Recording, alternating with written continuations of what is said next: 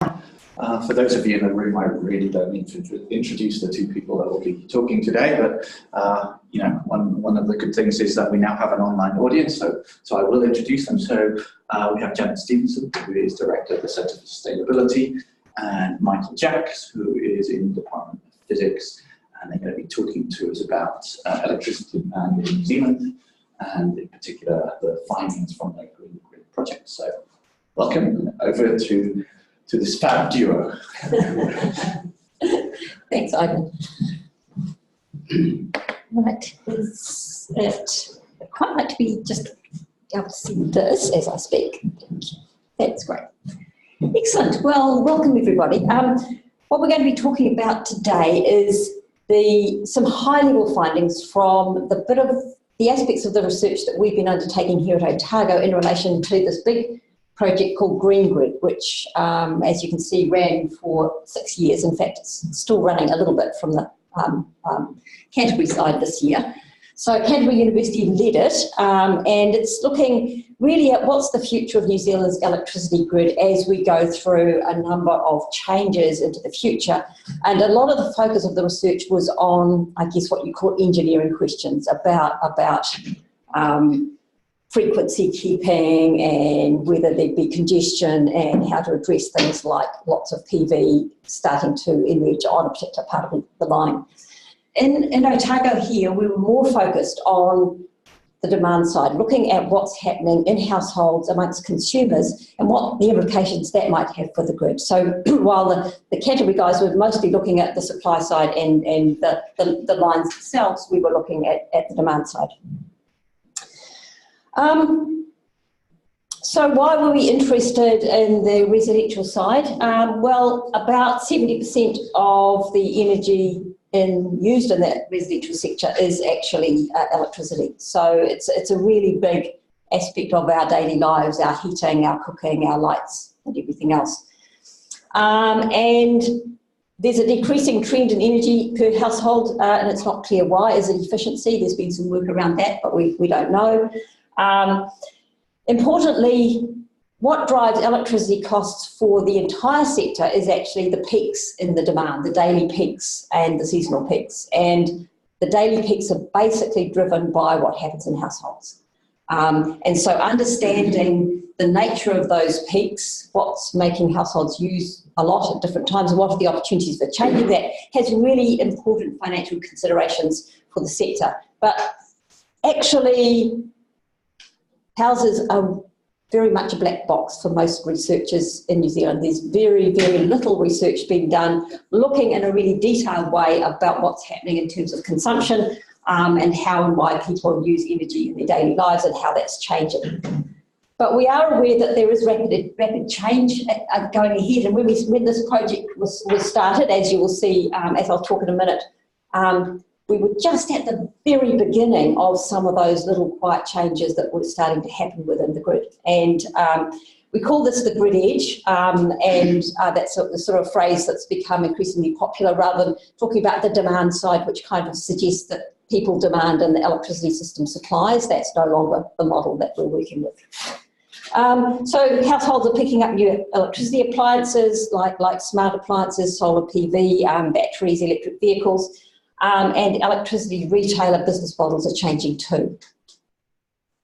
So this is just an illustration about how peak demand is driven by households. The top one's the summer season, where you don't get that much variability, but in winter you can see quite a lot of peaking and a much bigger demand, and that's where the costly infrastructure is required.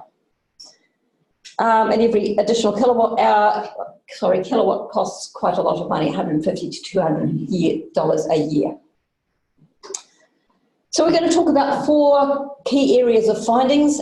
These 4 here and run through them one at a time. I'm going to talk about the first one. Michael's going to talk about the next 3, and then I'm going to conclude. So as a social researcher, I guess I'm interested in people and what they do and why they do it.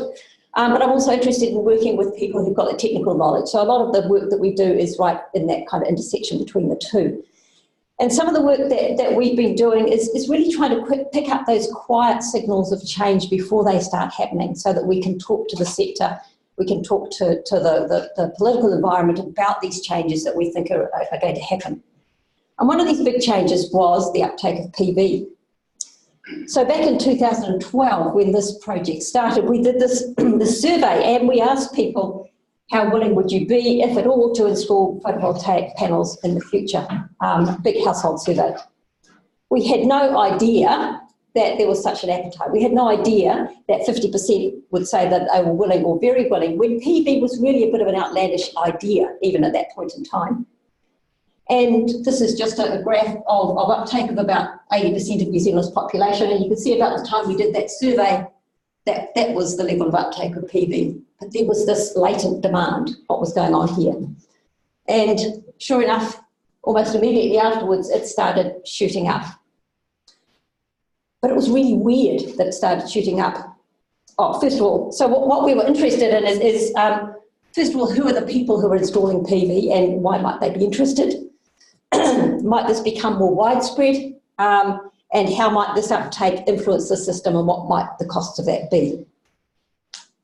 But it was in many ways very strange that this uptake was happening, because every signal that was out there in the policy and business environment was saying, do not put PV on your house because it's a really stupid thing to do. Okay? So the government was not, unlike most other governments around the world, did not introduce any feed-in tariffs. So this was a completely market-driven uptake. The Smart Grid Forum was pushing the line that the marginal cost of PV is greater than the marginal cost of wind, and that there's problems with variability, therefore we should not be doing it.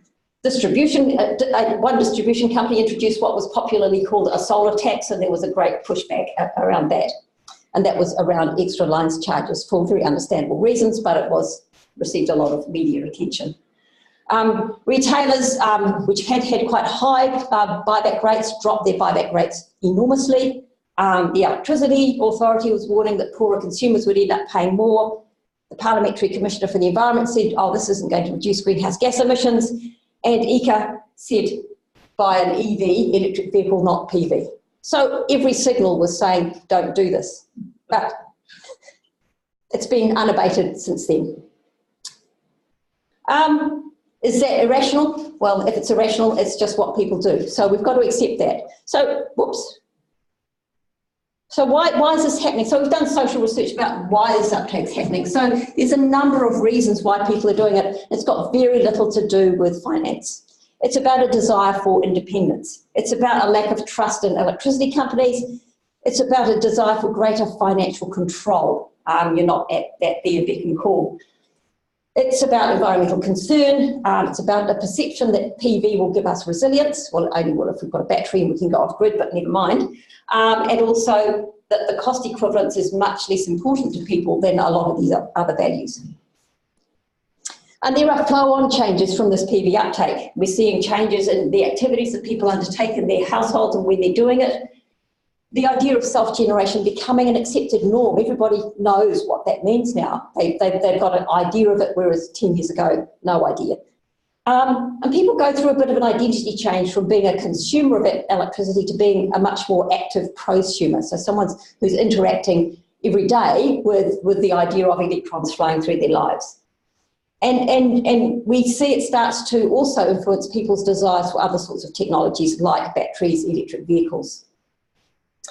And there are also consequential changes again, from energy being just this distant service that comes down a line to your house to something that you personally engage with, gives you satisfaction. It's a local product, and it's something that gives you the potential to collectivise with others, as we will see shortly.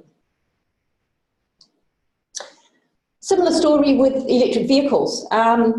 Again, New Zealand is an unusual case compared to many other countries. There are no subsidies for EVs, apart from a little tiny bit around your road user charges.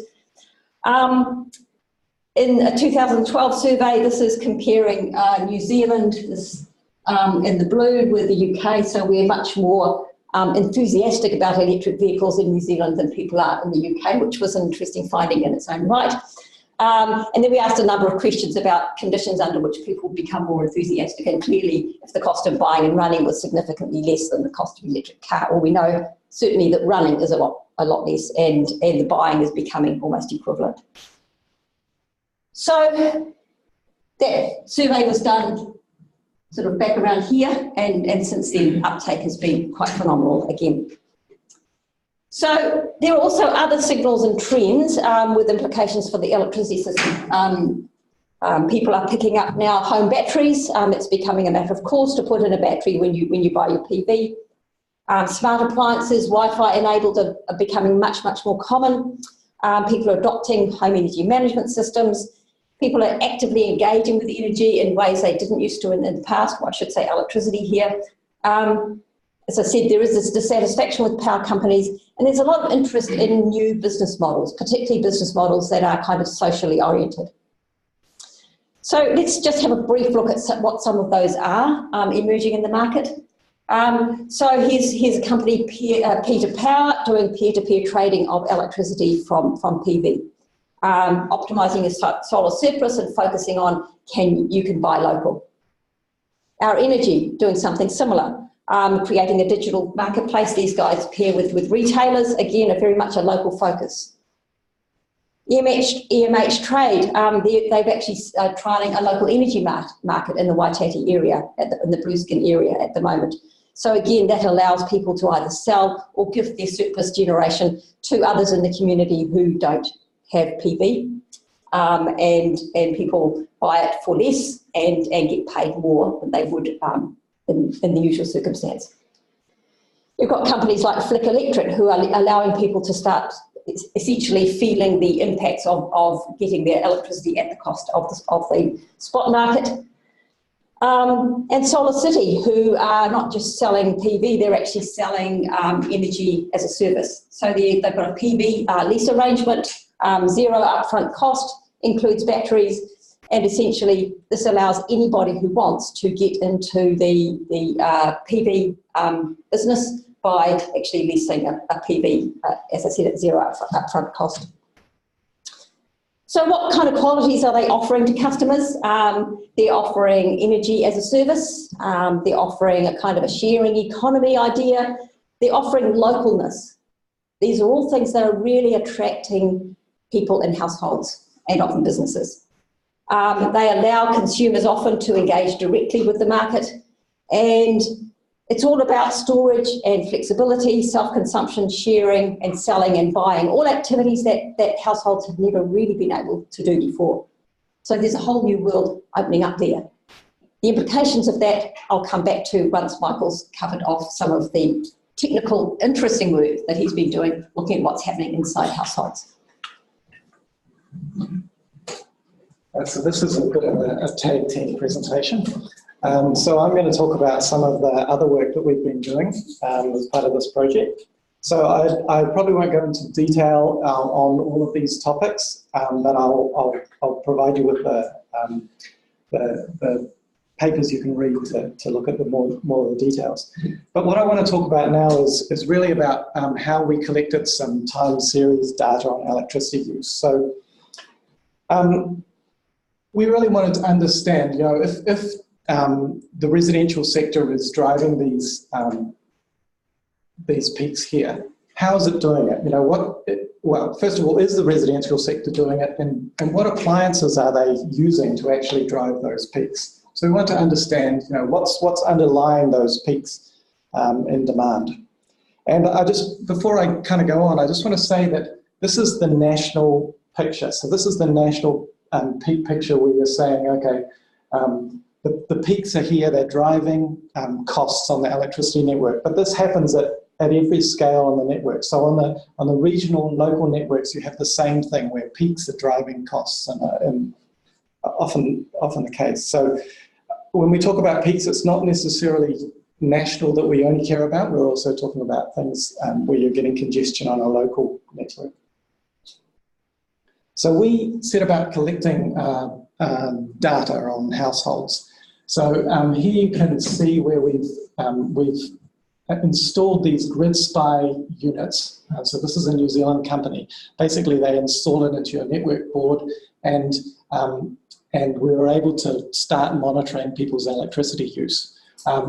As you can see, we started off around about 40 houses, and that's sort of dropped off over time, as these things do.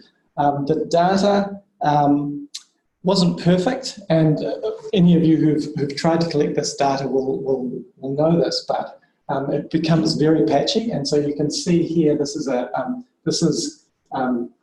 our data with the number of circuits, and you can see that there are a lot of holes there, a lot of patchiness in the data. Despite all these issues with the data, we had some of the first insights into what households were doing in New Zealand with their electricity. And so the key things about our data were that we were monitoring at the circuit level. So rather than the sort of smart meter data that's coming off your meter, we could get down to the appliance level. So we could see what appliances were on and when. We were also at the minute level resolution, and this is important too, because you can see a lot more at the minute level than the half-hour level that often happens with smart meter data.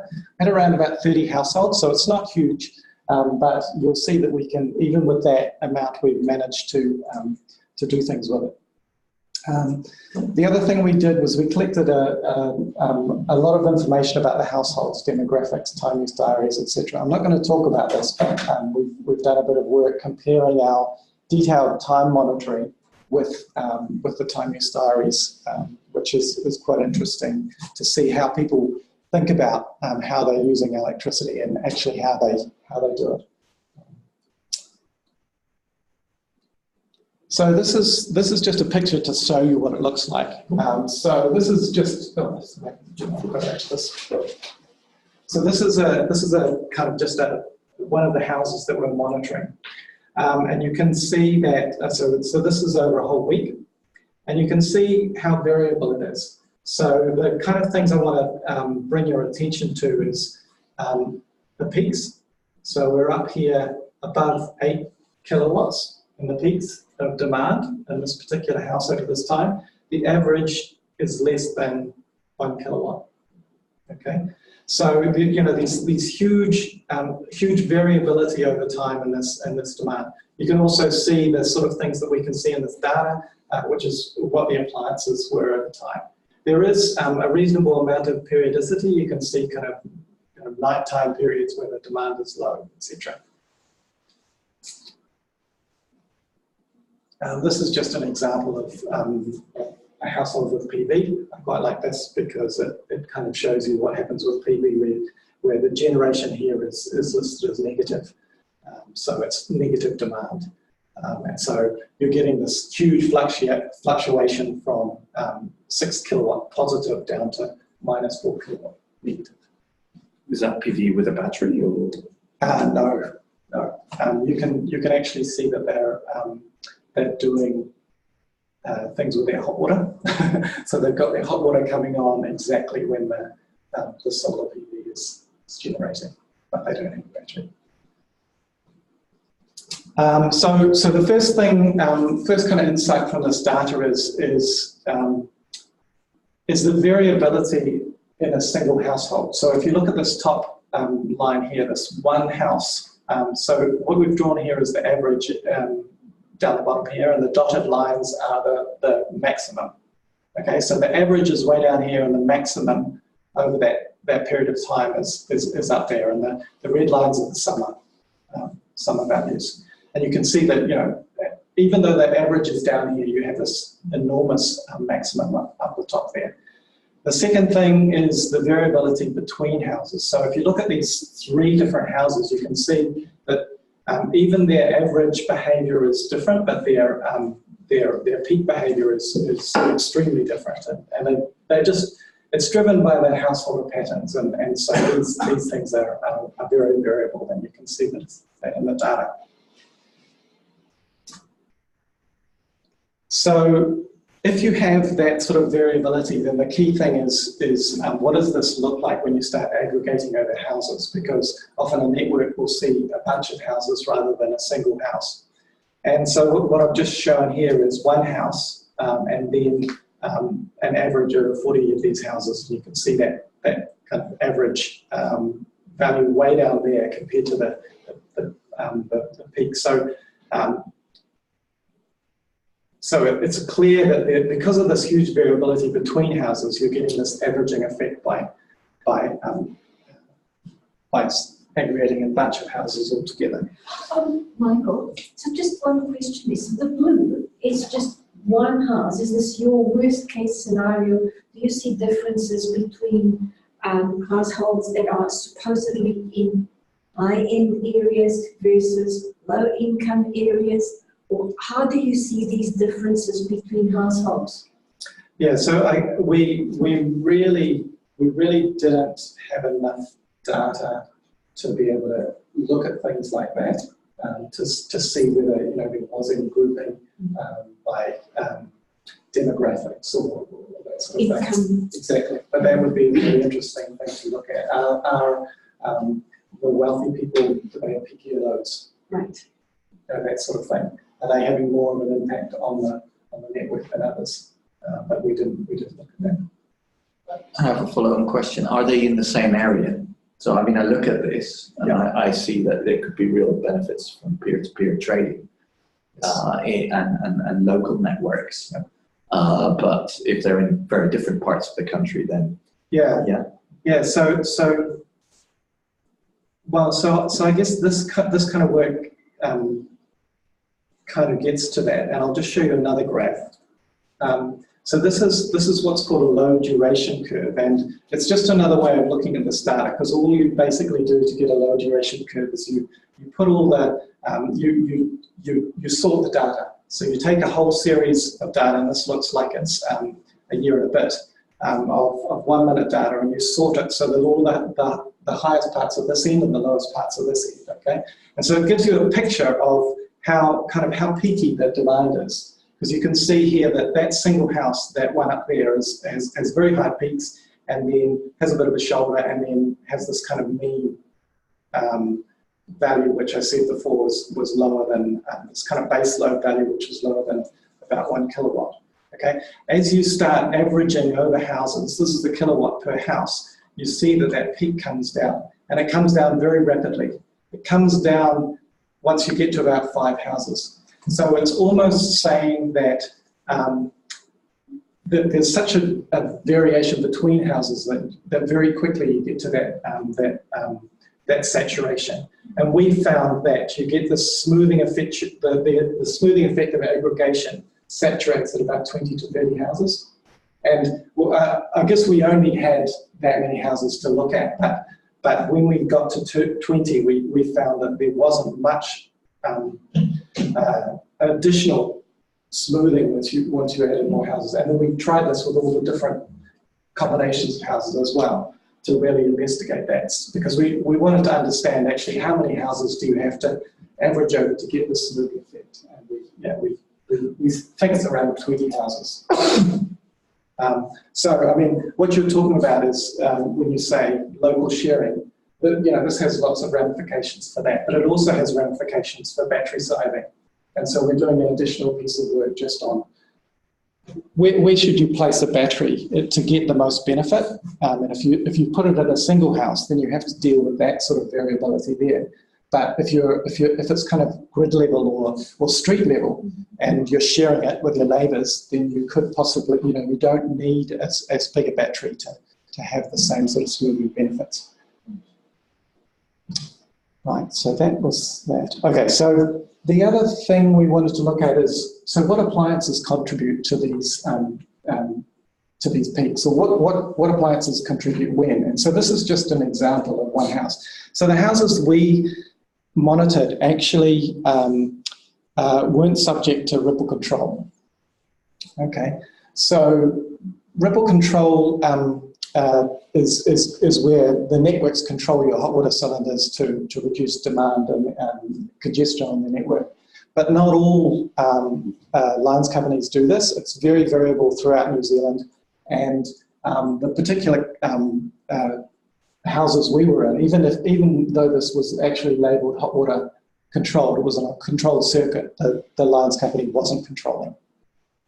Okay, so what we saw was that actually hot water was contributing very significantly to peaks. Essentially, someone has a shower and their hot water cylinder comes on straight away.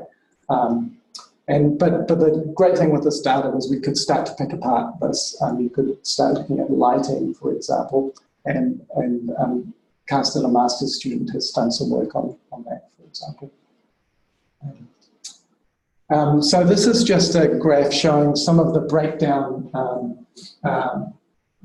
of the contribution of heat pumps and hot water to peaks.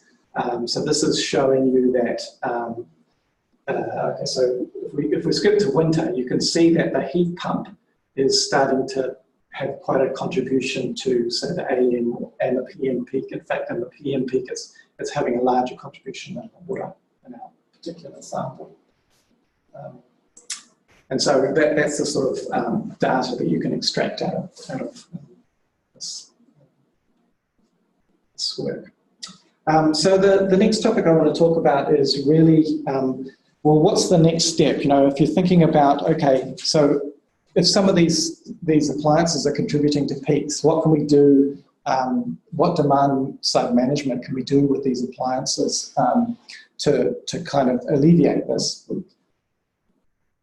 So we've done a bit of work on this as well. So what I'm talking about is, you know, how can you shift some of those peaks? How can you shift some of that demand to other times so that the demand is no longer sitting at those peaks, but has been shifted to some of these troughs? The situation we're trying to look at here is that nationally we've got this 2 gigawatt difference between our minimum, so this is in winter at least, our minimum here and our maximum. Okay, so that's a useful number to remember as we sort of go through this. So what we tried to do is and this is a work by Carsten, who's in the audience, who set about trying to estimate the technical potential for residential demand response. And so this is really to develop an order of magnitude estimate using the best available data there is at the moment. It's quite a difficult thing to do because the data, none of the data is as good as you want it to be, and there's a lot of holes in data. But this was the best we could do with the data we had available. So the method is basically to select residential appliances with deferrable load, so that's load that can be shifted. We used our small sample of appliance demand data to help guide us with this. So this provided us with daily profiles of demand. We combine that with the total energy use of these appliances, that is data collected by ECO, or estimates, I should say, made by ECO on how much energy is used by various different appliances. And then we use that to estimate the potential for demand response, just the pure technical potential. Not taking into account many of the things that Janet's talking about, where would people actually want to be involved in this type of thing? How would you actually do it in practice? Those were not questions we looked at in this piece of work. So we looked at three appliances. We looked at hot water cylinders, we looked at refrigeration systems, and we looked at heat pumps for heating. We looked at these because they were basically thermoelectric appliances, so they were a method of storing heat or cold, and so you could conceivably shift them. They also add up to around 50% of residential demand, so it's quite a significant amount.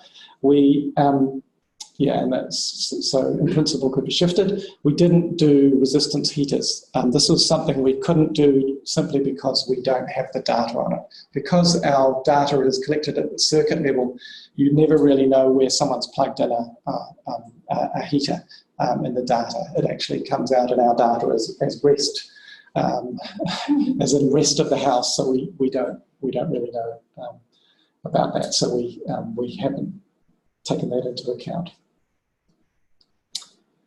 So this is some of the so this is the result of doing what I said before, taking that profiles, those profiles of those three appliances, heat pumps, hot water and refrigerators, scaling it up to a national scale. Okay, and so I guess the important thing here is the kind of size that we're talking about here. Well, I said a 2,000 megawatt difference in demand, and here we're getting quite reasonable numbers. Okay, so this is evening peak and morning peak, and these are all the appliances. Yeah. So there's a number of caveats over this. This is an overestimate of the potential because the data we were using wasn't subject to ripple control. We think that it's really hard to get data on this, but we think that approximately 50% of hot water cylinders are probably controlled. Some networks control all the hot water cylinders on their network. Some don't control it all. So it's just very variable across New Zealand. So it's an overestimate estimate because of that, but it's also an underestimate because we took the average. Hot water cylinders tend to either be on or off. If we take the average, it's quite a lot lower than it could potentially be. So, if you want to know the details, please have a look at the report. But if you take this data and then you apply it to the national demand, or you say, okay, well, let's turn off these, just simply turn off these devices during these peak times, and take that energy that you used and put it at other times. This is kind of the effect you have on the national grid. So we're not saying that this is what people should do. This would be a silly thing to do because obviously you get these other peaks where you had none, but it gives you an idea of the magnitude of what we're talking about. You know, you can actually see it on the national scale. Okay, so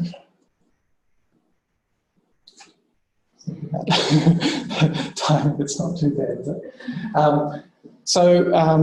Another piece of work we did was to look at, okay, how would you actually go about this? How would you go from thinking about what the potential is to actually controlling some of these devices? So we did some work, and this started off with Jefferson Dew, who's in the audience as well, as an honours project, in fact, where we started to look at, well, how can we do some smart control of some of these devices? And we focused on hot water cylinders, and that's because there were a bunch of reasons. You know, they're a large demand, 30% of household energy use, up to 50% of demand during peaks.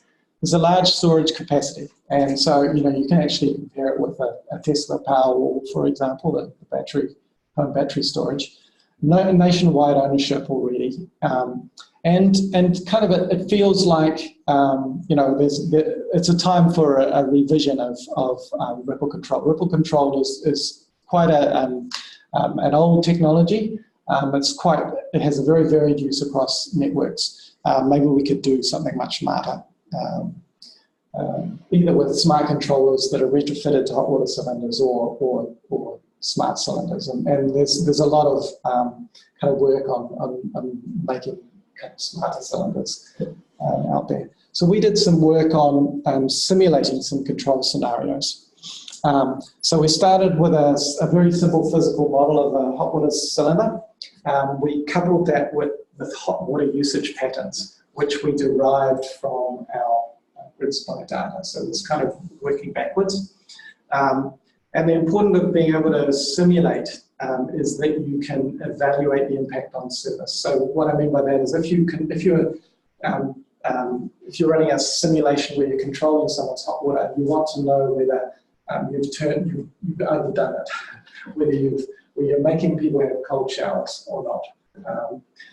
So being able to simulate enabled us to do that. We could look at it and say, well, actually, we controlled it too severely there. They've had a cold shower. So this is just some simulations that we did. So this was a simple one where we said turn off during peaks, the same example I showed you before, and then let the hot water cylinder come on by itself after that time. And so this is the effect on a single, on just the hot water itself, and this is the effect on the whole home demand.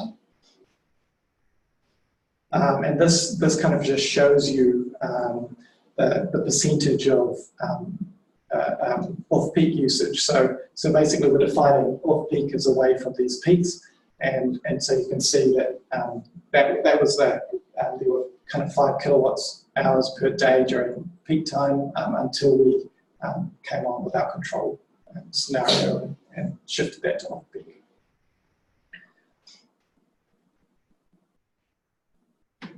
So that's just baseline controlled. Another scenario we looked at was maximize solar. So this is actually how a number of people are actually controlling their hot water cylinders. Thermodynamically, it doesn't make very much sense, but this is what people are doing. So they're taking the output from their hot water, their solar PV, and they're putting that into their hot water cylinder. And so essentially this control scenario basically says, let's not let the hot water cylinder come on during that morning peak there. Let's only let it come on at 10 a.m. Okay, so it's a very simple scenario, nothing very sophisticated.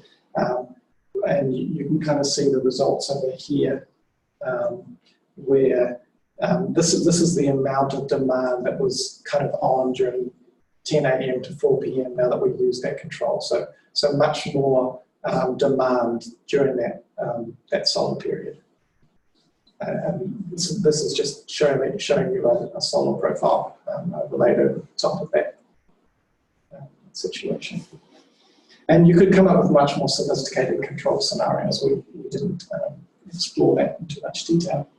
This is another one where we just did load smoothing. So taking this our hot water cylinder so that it actually, rather than being on or off, could actually go in increments of smaller amounts. So normally a hot water cylinder will go 2 kilowatts or nothing. This control scenario basically said, well, what if you could control it in smaller increments and get a much more smoother type effect. So this is the ratio of the peak to the mean for the hot water, and this is for the whole house. So you can see there's a smoothing effect. This is just another way of kind of showing the same data. Okay. My final point is just we also wanted to have a look at how would some of these new technologies, so Janet talked about especially PV and electric vehicles, what sort of effects they might have on people's profiles. And so we wanted to use our data to try and explore this a little bit. So these are graphs that Janet showed before about, you know, even though the installed capacity of PV is quite small, it is growing at a linear rate.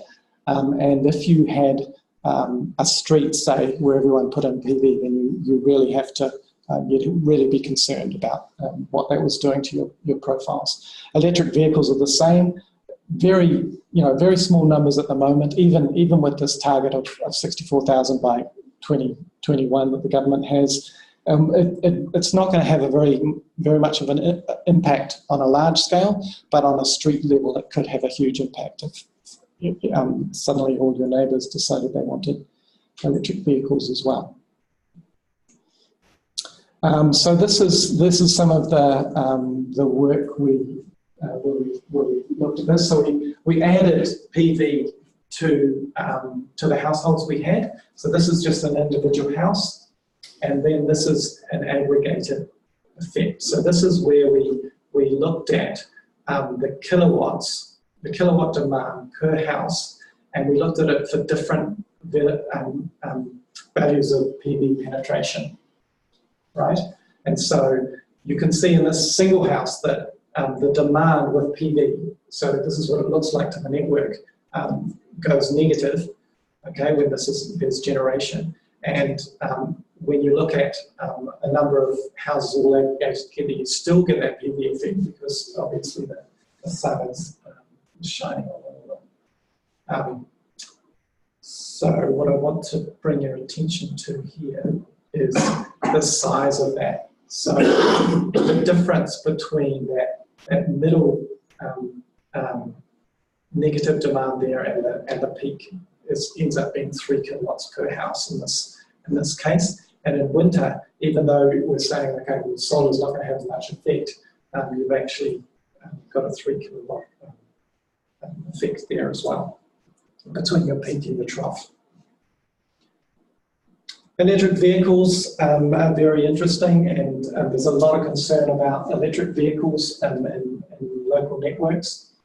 We've just put in probably the worst case scenario here to look at, where we've just said people come home and they plug in their electric vehicle and start charging. So there's a whole bunch of assumptions in here. It's a slow charger, it's not a fast charger. So it's just a typical household charger. And then this is what it looks like when you're aggregating up. And so in this case, you again get this large effect between the trough and the peak. And so the question is, how do you, given this is a possible consequence, how do you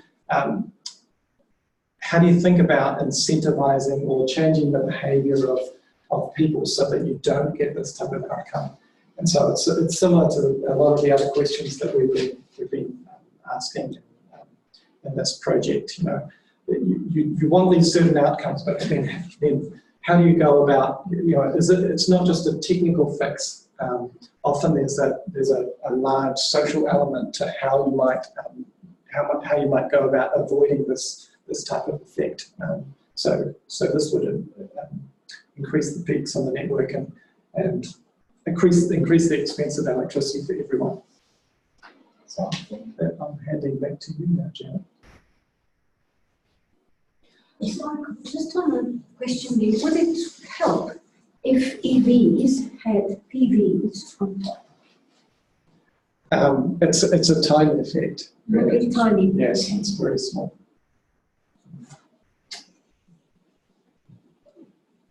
Okay. Thanks. Okay, so the question is, what is all this going to mean and how might it pan out? And it could potentially pan out really disastrously. If we're not careful, all of these issues amplified could lead to possibly chaos. So things like increasing peak demand, as Michael has pointed out, local grid congestion where you get, for example, a lot of PV or a lot of EVs together, more expensive power because you've got to have greater, more generation generally, inequities, so people being who can't afford to invest in putting PV on their roof, actually ending up paying the cost of the lines to a greater extent than people who have got PV. Making it harder to get to 100% renewable, conceively, and certainly undermining existing industry business models, which they are very concerned about. We don't want that. And there's a lot of thought being put into this question at the moment across New Zealand, and Transpower, their Te Mori Hiku report has actually discussed a lot of these issues. And it's alerted us to the fact that if we're looking at transitioning to a zero carbon net future, to get to that we have to electrify probably most of our transport and most of our industrial heat, and that's going to mean doubling the amount of electricity generation in New Zealand by 2050, and that's going to require, under the business as usual scenario, a huge investment in new generation. Also, we want it to be 100% renewable or as close as possible, and that in itself brings new challenges, because if all of your electricity is generated from renewable sources, there's a lot more variability day by day, hour by hour, season by season, and also, as Michael's pointed out, there's a lot more variability at the demand side as people are adopting different technologies. So that's the big challenge. How do you bring all of that together? And we argue that the grid edge, these households and probably businesses too that we've been talking about, can be an important part of the solution if we get it right, and they can minimise spending on underutilised infrastructure. So globally, there's a lot of talk about the 3Ds. So the sort of the emerging energy system, the kind of the mega trends that people are seeing is that electricity systems will become digital, they'll become decarbonised, and they become decentralised. I think there's 2 more Ds to that as well. I think there's a potential for them to become much more democratic and much more dynamic, i.e. responsive at a very, very minor level through to a major level. And I've put that fir leaf there because it's a fractal. So it's got repeating patterns from the outside in. There's little tiny leaves and they build up into bigger leaves and they build up into bigger leaves again. Malcolm McCulloch from Oxford used to talk about this idea of the fractal grid, using this in the sense that if you can optimise at the household level in order to avoid too much variability, and then optimise at the street level, at the transformer level, and up to the full grid, you get a much more effective and more balanced grid. Whether that fractal grid and this idea is the right metaphor, I don't know, but the idea here is that there are different ways to run a grid, and this idea is to say, let's think about what it might mean to run a grid from the outside in rather than from the inside out. So what we need to do to make the grid edge a really important part of the solution is really how to unlock the potential of this distributed storage and deferrable load in order to enable the flexibility at the grid edge to assist in what's being produced at the grid centre. But to do that, we need a lot more stuff. As Michael's been explaining, we've been building this work on an incredibly tiny data set of 40 odd houses, and it's the best data there is in New Zealand at this point in time. It's incredible. There is so little known about households. It is the black box of New Zealand. If you think about the electricity system and how much is known by the generators and retailers about every electron that is flowing in the electricity system from the lakes inwards, but in the households, almost nothing is known. So understanding demand, we need a big nationally representative sample. We need to understand how the energy cultures of households are changing and how they might change in future. We need to understand how engaging in electricity in novel ways through electric vehicles, through demand response, through other ways, creates values for households and other consumers that might be beyond a financial value. It might be about the value of caring, of sharing, of looking after your neighbours, of feeling good about what you're doing, of doing something for the environment. We will very likely need to develop smart control algorithms to enable demand flexibility at the grid edge to feed into the grid in itself, and we need to know how to address the equity implications and understand what those might be.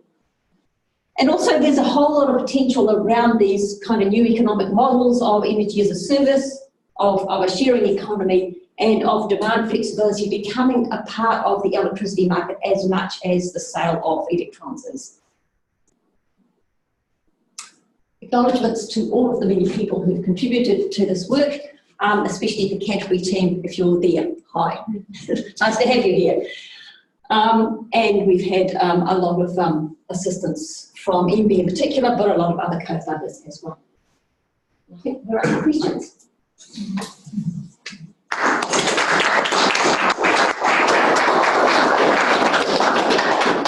Cool, so welcome questions. Did your data set ask any questions about whether or not the users were constant charge or a day-night variable charge? For the electric vehicles? No, for their households. Yeah, so I think we didn't ask that detail. No, we didn't ask the detail about how they're being charged. Possibly a hole in what we were analysing, but yeah. No, I can't remember whether we did that. No, I don't know. A lot of people don't know. Yeah. So even if you had asked, Yeah. you might not really trust the response. And earlier research that we did in the energy cultures project suggests actually that the price differentials have not much impact on people's use patterns anyway. So unless you're particularly nudish about it, which probably all the people in this room would be. We did have some people who were obviously quite conscious about that, and that was especially with the UDOs. So they would schedule their water summer, for example, in one particular case we had. So they obviously cared. There was another who obviously didn't worry about it at all. They had a so you get these insights into people's houses. For example, the average number of refrigerators in the houses we monitored were 3. You're kind of going, really? but this particular house had PV on the roof and a spa pool, and they weren't in sync at all. So the spa pool would be drawing, like the PV would come on and generate, and they'd be exporting that, and then the spa pool would come on in the evening, and you'd see this huge demand, but they didn't link up those two things at all. So some people cared, some people didn't think Back. I'm just guessing one of the good things about electric cars in New Zealand is that they'll be at home with those peaks occurred. If they were two-way and they were driven home with a planned amount of charge, they could actually do some really good things. Around vehicle to grid, yeah, absolutely, yeah. So that's kind of part of what Janet's saying about, if we can get it right, there are a lot of opportunities. I mean, most cars, what is it? They're idle 96% of the time. So the EVs, they're sitting batteries, yeah. And they're far more powerful than houses, still, aren't they? I mean, even small EVs can do it. I guess it does probably come down to whether that's a good use of your battery.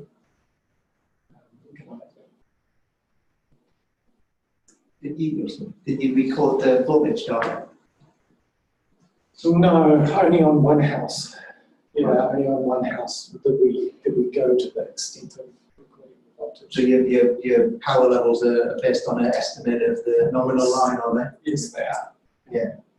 I was thinking, as you were saying, I was thinking, would it be possible to get some kind of intelligent controller using the voltage to the proxy for the load on the network? And you could do some percentile controls. So you can actually let it to all, so you can actually use the Waterstone to lock out for 10%, something like that. That's the way voltage level is. In Australia, Australian voltage standards for voltage power quality is actually based on percentile now. New Zealand haven't adopted that yet, but if you're going to do that rather than get the control in line, that would be quite useful to marry the two together, and yeah, that would be quite a useful. So no signal needed.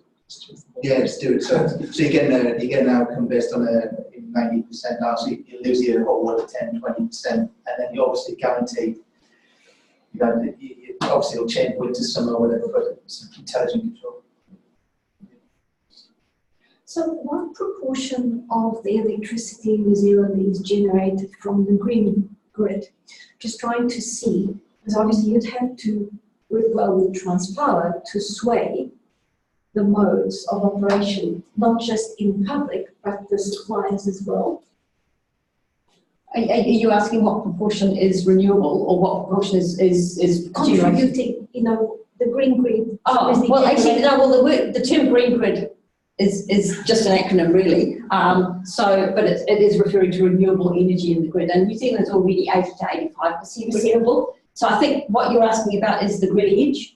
Yes. So that's absolutely, at this point in time, it's minuscule. Absolutely minuscule. But the thing is, because households have such an impact on the peak, that's where the value of focusing on households. Right. Yeah, because all of these new appliances, things like PV, batteries, electric vehicles, all can play into helping balance those peaks.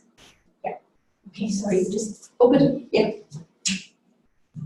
I know it wasn't part of your study, but has anyone looked at the cybersecurity implications of having a a lowest common denominator of control system on the network, whereas currently the major power companies have between, I think, 1 and 3,000 attacks per day on. And that is at a multi-$100 million of infrastructure level. But if you're looking at having a comparable amount of infrastructure level that is bought by people who buy on price, do you see implications, or has anyone looked at the implications of the grid being able to be hacked and being put into darkness? So no, we haven't. And They do it our way. yeah, that's right. Unfortunately, David Ayres is not here. So David Ayres is our expert on kind of privacy and security aspects, and we had written into a recent proposal to look at some of the aspects, but no, not that I know of. And it's not. I guess it's not. It hasn't been. It doesn't seem to be talked about very much. At least at the energy conferences in the country. The generators are very involved in this. Just on that, Becky Ford led a piece of work that was looking at householders' interest in home energy management systems, and one of the questions in there, which I didn't actually include, but it was actually about people's interest in adopting these things, and one of the barriers to adoption was actually concern about cybersecurity. So that is certainly in consumers' minds and will need to be addressed. Yeah. In those 40 houses that you selected in the study, has there any correlation been done to the actual charges, electricity charges that consumer pays during these times? Or yeah, that was the question. No, we didn't do that. We basically assumed that they would respond to price signals, which is probably something we should look at. Because those are electric Kiwi students plugging in.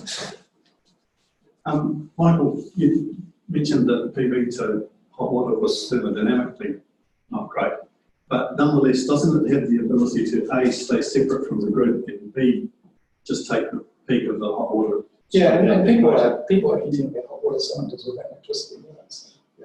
Yeah. Well, if somebody can do that standalone, and it's cost effective now against hot water, with some advantages. It doesn't leak, doesn't need pumps, doesn't frost, and it does have the potential to take that vehicle. My real question though was, has anybody looked at taking the existing stock of housing and retrofitting it with low-hanging fruit first of whether it be insulation or facing glazing or whatever, in terms of taking the load off the grid, so it wouldn't ever be there in the first place? Not that I know of. But it is a very good question. Yeah, it is a really good question. And some of these solutions, like if you're going to want to try and shift demand through using heat pumps, you actually need a really well insulated house in order to be able to turn off the heat pump and keep a warm house. So one predicates upon the other in many cases. But yeah, there's so much that can be done with housing. And actually we're having some interesting conversations with brands on maybe, some work that they want to do, getting a bigger sense of New Zealand's current housing stock and some of the energy implications of that stock. Highly efficient houses are quite interesting though, because my understanding is once you get to sort of net zero housing, for example, you get even more variability because you're in a situation where you're not using during the summer basically. When you do need demand, you really need it, right? So that's when you actually get increased variability with net zero housing, which is kind of interesting.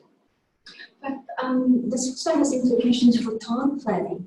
And I live in Moskiel, which is growing all the time with new housing developments, and they're not maximised for better solar position. They're maximised for fitting more houses in the land.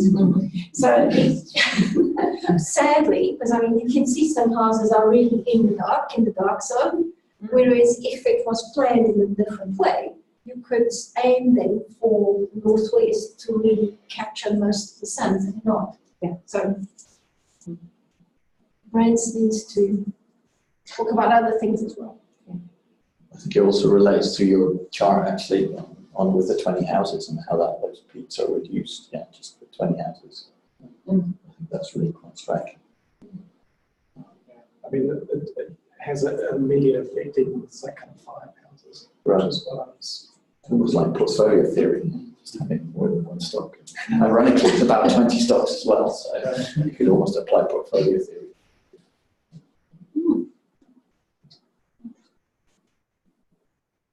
Cool. Well, thank you very much. Lots of questions. Great to hear about the great work you've been doing and some of the challenges that lay ahead. Yeah, so if we could show our appreciation again.